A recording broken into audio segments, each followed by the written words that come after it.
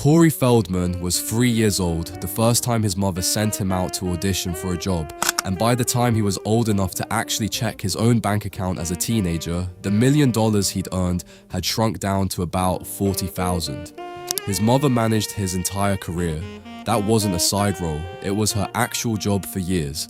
That part of his story might already sound familiar if you've paid attention to how these things tend to go.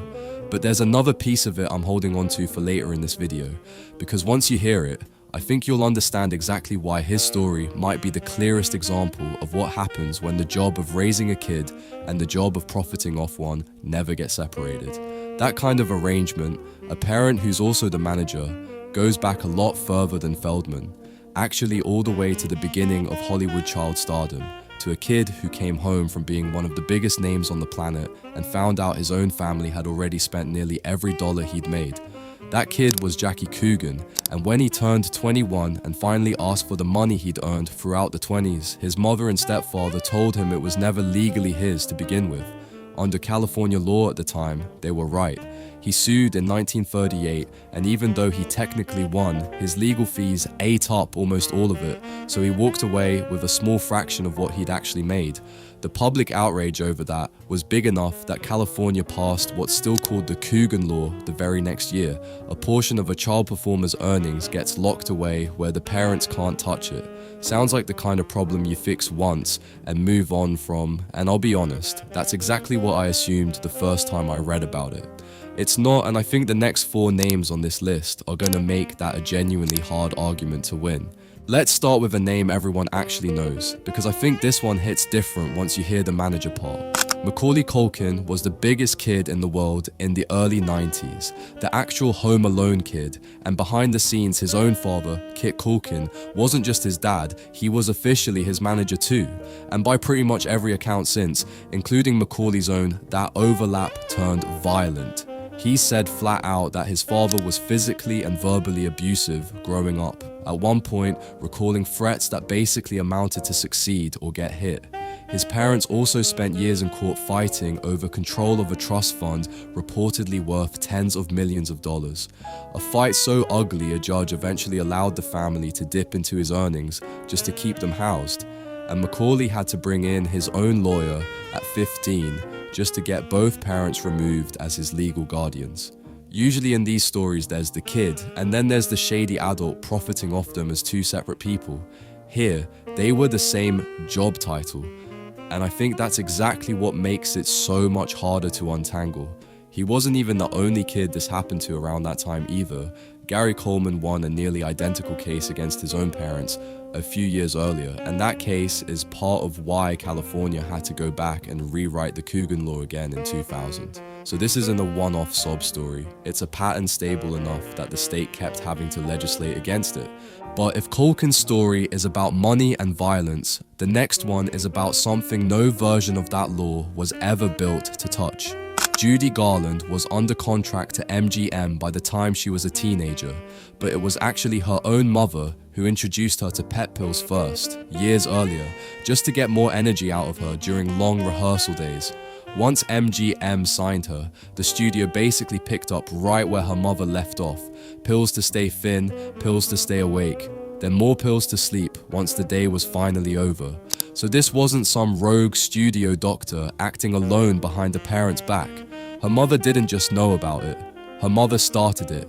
There's no version of the Coogan Law, then or now, that was ever written to stop a parent from doing that. It only ever covered the money. Nobody built a law for the part where the parent becomes complicit in what's actually happening to the kid. And honestly, that's the detail from her story I keep coming back to, because you can rewrite a statute as many times as you want, but you can't legislate a parent into caring more about their kid than the paycheck. And if a mother starting her own daughter on pills feels like rock bottom, Feldman's story is where this gets even harder to sit with. Back at the start of this video, I told you his mother managed his career and that there was a piece I wanted to save. His mother put him on diet pills when he was 4 to help his odds at auditions, which, if that sounds familiar, it's because it's almost the same thing that happened to Garland decades before him. But here's the part that actually ties this whole video together for me. Feldman's father was also managing his son's money and career around this time, and according to Feldman, his father is the one who hired a man named John Grissom to work as his personal assistant. Grissom is one of the men Feldman has said abused him as a child. So this isn't a situation where a parent manager just happened to miss something bad going on nearby. The parent manager is the one who brought the man into the house. Once you know that, the missing money almost feels like the smaller crime, and that's honestly why I think this case hits harder than the other three combined. He's been trying to get people to actually hear this for over a decade now.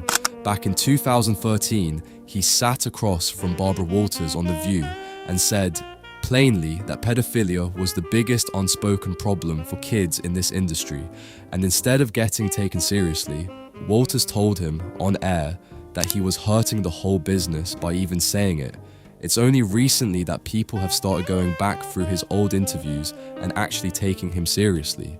And that gap between what he said in that interview and when anyone actually believed him tells you a lot about how much power a parent manager and the industry protecting them actually have to keep a kid's story buried.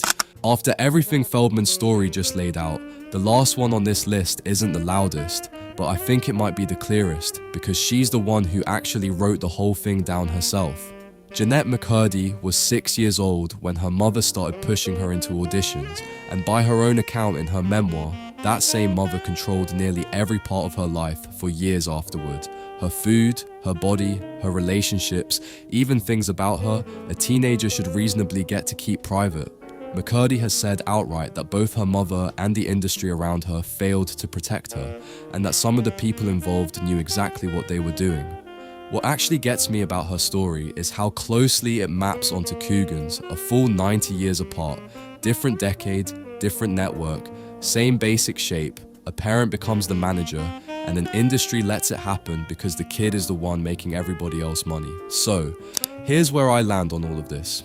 We built a law in the 1930s because one kid found out his family had taken everything. We patched that law in 2000 because another kid proved it still didn't work. And in between and after both of those moments, the real damage kept happening in places no contract was ever going to reach anyway. Bad parents are part of this story, sure, but I genuinely think the bigger truth is that this industry will always take whatever's cheapest and easiest, and a parent who's already in the room, already trusted, already working for free is about as cheap and easy as it gets.